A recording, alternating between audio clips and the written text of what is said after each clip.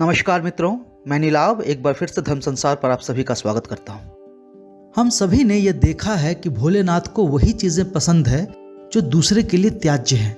हम ये भी कह सकते हैं कि जिसे सारा जगत त्याग देता है, भगवान शंकर उसे अपने पास शरण देते हैं। अब चाहे वो चंद्र हो, चाहे हलाहल, भूत प्रेत हो या पिशाच, राक्षस, दैत्य, दानव, श्मशान या भस्म, जो सबको अप्रिय है वही महादेव को प्रिय है। यही कारण है कि महादेव देव, दानव, मनुष्य, गंधर्व, ऋषि, मुनि, राक्षस सभी के लिए पूज्य हैं। हम सभी ये जानते हैं कि भगवान शंकर को भस्म अत्यंत प्रिय है, उसी से उनका श्रृंगार भी किया जाता है। शैव संप्रदाय के लोग भस्म का प्रयोग अपनी साधना के लिए भी करते हैं। तो कई लोग ये प्रश्न करते हैं कि महादेव को चिता की भस्म क्यों प्रिय है, जिसे कोई अन्य देवता देखना भी पसंद नहीं करते। इसे समझने के लिए हमें थोड़ा पीछे जाना होगा। ये कथा जुड़ी है भगवान शंकर की पहली पत्नी माता सती से। जब माता सती के पिता प्रजापति दक्ष ने यज्ञ किया किंतु अपने जामाता और अपनी पुत्री को नहीं बुलाया, तो इससे माता सती बड़ी रुष्ट हुई। उन्होंने महादेव से प्रार्थना की कि उन्हें किसी भी स्थिति में अपने पिता के यज्ञ में जाना है। महादेव ने उन्हें बड़ा समझाया कि बिना निमंत्रण किसी के यहाँ भी नहीं जाना चाहिए, किंतु माता सती अपने अपमान का प्रतिशोध लेने के लिए अपने पिता के घर जाना ही चाहती थी। वह उस कारण को जानना चाहती थी जिस कारण उनके पिता ने अपने जमाता और अपनी पुत्री तक को उस यज्ञ में नहीं बुलाया। भगवान शंकर ने दैव योग जानकर उन्हें वहां जाने की आज्ञा तो दे दी, लेकिन वे जानते थे कि इसका परिणाम बहुत ही दुष्कर होने वाला है। जब माता सती उस यज्ञ में पहुंची और उन्होंने अपने पिता से उन्हें ना बुलाने के बारे में प्रश्न किया, तब प्रजापति दक्ष ने कई बार भगवान शंकर का अपमान किया। अपने पति के अपमान को ना सहकर माता सती उसी यज्ञ कुंड की अग्नि में कूद गई और उन्होंने अपने प्राणों का उत्सर्ग कर दिया। जब भगवान शंकर को इसके बारे में पता चला तो उन्होंने अपनी जटा से वीरभद्र को उत्पन्न किया और उनके साथ महाकाली को उस यज्ञ के विध्वंस करने के लिए भेजा। वीरभद्र वहां गए, उन्होंने उस यज्ञ का विध्वंस कर दिया और प्रजापति दक्ष का मस्तक काटकर उसी यज्ञ कुंड में झोंक दिया।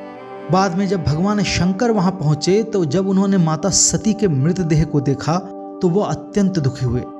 उन्होंने उसी यज्ञ के भस्म को अपने शरीर पर मल लिया और माता सती को अपनी गोद में उठाकर इधर उधर भटकने लगे। महादेव के इस प्रकार क्रोधित और विरक्त हो जाने से पृथ्वी का संतुलन बिगड़ गया। तब भगवान विष्णु ने अपने सुदर्शन चक्र से माता सती के मृतदेह के 51 टुकड़े कर दिए और वे टुकड़े पृथ्वी पर जहां जहां गिरे वहां पर 51 शक्तिपीठों की स्थापना हुई। उसके बाद भी भगवान शंकर बहुत काल तक माता सती के शरीर के भस्म को अपने शरीर पर लगाए समाधिरत रहे। महादेव के शरीर पर जो भस्म हम देखते हैं वह वास्तव में माता सती के पार्थिव शरीर का ही भाग है। इसके अतिरिक्त भगवान शंकर द्वारा भस्म लगाने के और भी कई कारण बताए गए हैं। भस्म या राख विरक्ति का प्रतीक है। भगवान शंकर वैसे तो त्रिभुवनपति हैं, किंतु उनका रहन सहन एक आम व्यक्ति सा है। वे एक ऐसे ऋषि की भांति रहते हैं जो गृहस्थ में रहते हुए भी उसकी मोह माया से विरक्त है। इससे ये संदेश मिलता है कि अंत में तो सब कुछ राख ही हो जाता है। परमपिता ब्रह्मा सृष्टि करते हैं, भगवान विष्णु उनका पालन करते हैं, किंतु जब पाप अधिक बढ़ता है तो सृष्टि का अंत भगवान शंकर ही करते हैं। कहा जाता है कि वे अपने तीसरे नेत्र की ज्वाला से संपूर्ण सृष्टि का नाश कर देते हैं। भस्म उसी विनाश का प्रतीक है। यह याद दिलाता है कि जो अधर्म के पथ पर चलता है उसका भस्म हो जाना अवश्यंभावी है। इसका एक दार्शनिक अर्थ यह भी है कि जिस शरीर की सुंदरता पर हम इतना घमंड करते हैं, अंत में उसे भस्म ही होना होता है। मनुष्य के लिए मृत्यु अवश्यंभावी है। मृत्यु के पश्चात इस शरीर को भस्म ही होना होता है। ऐसी मान्यता है कि जब कोई वस्तु अग्नि से स्पर्श करती है और राख में बदल जाती है तो वो परम पवित्र हो जाती है। उसमें किसी भी प्रकार का कोई दुर्गुण शेष नहीं रहता। तो भगवान शंकर का भस्म अपने शरीर पर मलना उसी पवित्रता की परिभाषा है। कई सन्यासी, विशेषकर नागा साधु, अपने पूरे शरीर पर भस्म का लेप करते हैं। इससे उनके रोम छिद्र ढक जाते हैं, जिससे उन्हें गर्मी और सर्दी का एहसास नहीं होता। इसके अतिरिक्त वे जीवाणु, विषाणु, कीटों और रोगों से उनकी रक्षा भी करता है। भस्म भी 3 प्रकार के माने जाते हैं: श्रौत, स्मार्त और लौकिक। श्रुति की विधि से यज्ञ किया हो तो वह भस्म श्रौत कहलाता है।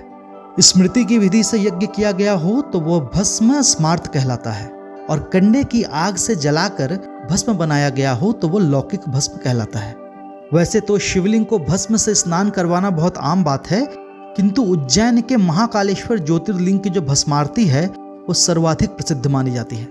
कुछ वर्ष पहले तक स्मशान की चिता की भस्म से महादेव की भस्मारती की जाती थी, किंतु अब ऐसा नहीं है। अब कंडे की राख से ही उनकी भस्मारती की जाती है। वर्तमान में महाकालेश्वर ज्योतिर्लिंग की भस्मारती के लिए कपिला गाय की गोबर में शमी, पीपल, पलाश, बड़, अमलतास और बेर की लकड़ियां डालकर भस्म बनाई जाती है। जलते हुए कंडे में कपूर, गुगल और जड़ी बूटी इस मात्रा में डाली जाती है कि वह वातावरण के लिए भी बहुत उपयोगी बन जाती है। यदि आप कभी उज्जैन जाते हैं तो आपको उनकी भस्मारती अवश्य देखनी चाहिए। हमें आशा है कि यह वीडियो आपको पसंद आया होगा। यदि ऐसा हो तो आप इसे लाइक कर सकते हैं और हमारे चैनल को सब्सक्राइब कर सकते हैं। इस विषय पर एक लेख हमने पहले ही धर्मसंसार.com पर प्रकाशित कर दिया है, जिसका लिंक हमने डिस्क्रिप्शन में डाला है। यदि आप चाहें तो उसे वहां जाकर पढ़ सकते हैं। यदि आपको धर्म संसार के वीडियो ज्ञानवर्धक लगते हों तो आप इसे अपने मित्रजनों और अपने परिवारजनों के साथ साझा कर सकते हैं। हम शीघ्र ही एक नई और रोचक वीडियो लेकर आपके सामने प्रस्तुत होंगे। तब तक के लिए विदा चाहता हूं। हर हर महादेव।